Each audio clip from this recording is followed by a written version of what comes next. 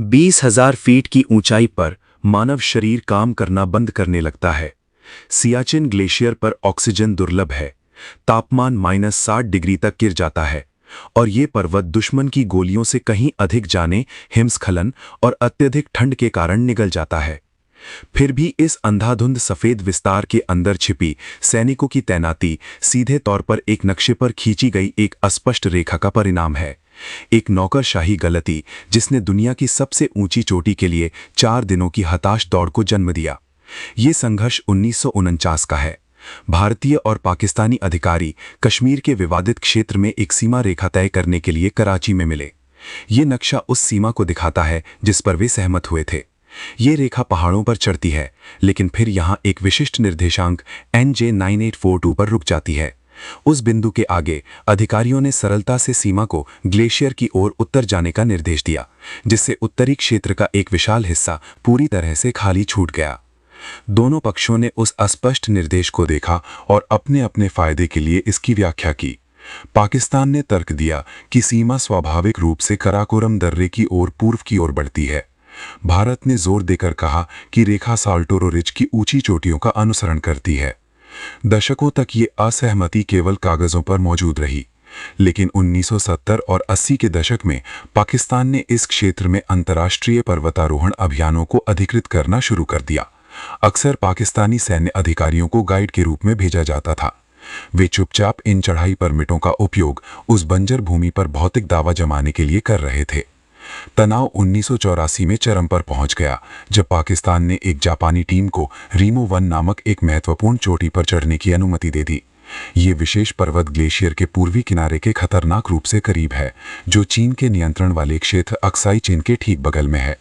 भारतीय नेतृत्व ने महसूस किया कि यदि पाकिस्तान ने उस मार्ग को सुरक्षित कर लिया, तो वे प्रभावी रूप से अपनी सेनाओं को सीधे चीनी सैन्य बलों से जोड़ने वाला एक भौगोलिक पुल बना सकते थे।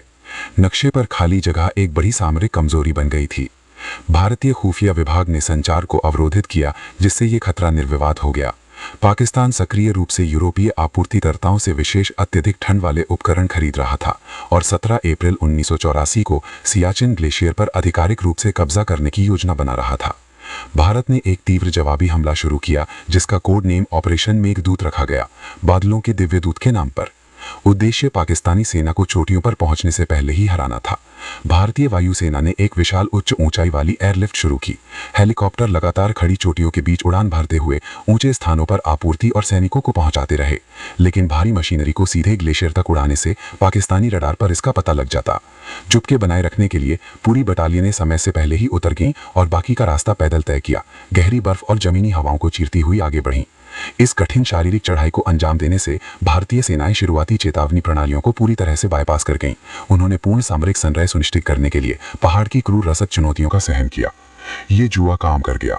13 अप्रैल को पाकिस्तान की नियोजित कार्यवाही से 4 दिन पहले लगभग 300 भारतीय सैनिक चोटियों पर पहुंच गए और बर्फ में खुदाई करके अपनी स्थिति बना ली। उन्होंने साल्टोरो रिज की ऊंची चोटियों, विशेषकर सियाचो और बिलाफोनला को सुरक्षित कर लिया। इसने भारतीय सैनिकों को निचले हिस्सों के सीधे नीचे दिखने का असर दिया। पाकिस्तानी सेना पहुंची तो उन्हें वहां पहले से ही खाइयां खोदे भारतीय सैनिक मिले, जिससे उन्हें निचली पश्चिमी ढलानों पर ही रुकने के लिए मजबूर होना पड़ा। उस 4 दिनों की दौड़ जीतकर भारत ने 1000 वर्ग मील का क्षेत्र अपने कब्जे में ले लिया, जिसने नक्शे पर सबसे ऊंची चोटी से सीमाओं को भौतिक रूप से फिर से लिख दिया। इसके तुरंत बाद एक कठोर वास्तविकता सामने आई। कोई भी सेना अपनी स्थिति को छोड़ने का जोखिम नहीं उठा सकती थी। लगभग रातों रात अस्थायी तंबू शिविरों को सीधे बर्फ पर बने व्यापक भारी किले बंद सैन्य प्रतिष्ठानों में मजबूत कर दिया गया। पाकिस्तान ने 1980 के दशक के अंत में बार बार गतिरोध तोड़ने की कोशिश की। उसने रिच लाइन से भारतीय सैनिकों को खदेड़ने के लिए जोरदार जवाबी हमले शुरू किए।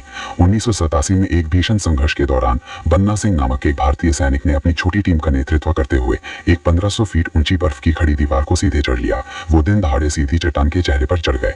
उन्होंने सफलता से हमला करके चोटी पर स्थित पाकिस्तानी गढ़ पर कब्जा कर लिया।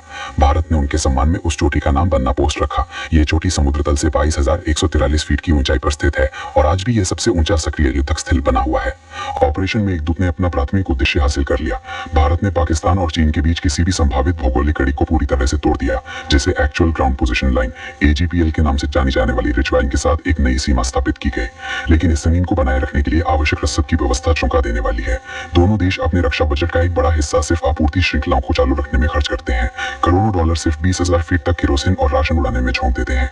इंसानी जानों का नुकसान कहीं अधिक गंभीर है। 1984 और 2016 के बीच 900 से अधिक भारतीय सैनिकों ने ग्लेशियर पर अपनी जान गंवाई। इनमें से अधिकांश मौतें दुश्मन की गोलीबारी से नहीं, बल्कि अचानक आए हिमस्खलन, गहरी बर्फ की दरारों और बेरहम ठंड के कारण हुई। ऑपरेशन मेघदूत ने नक्शे पर एक खाली जगह पर कब्जा करने की होड़ करके 35 साल पुरानी एक नक्शा वैली गलती को समाप्त कर दिया। दो सेनाओं ने खुद को दुनिया की छत पर एक में बंद कर लिया।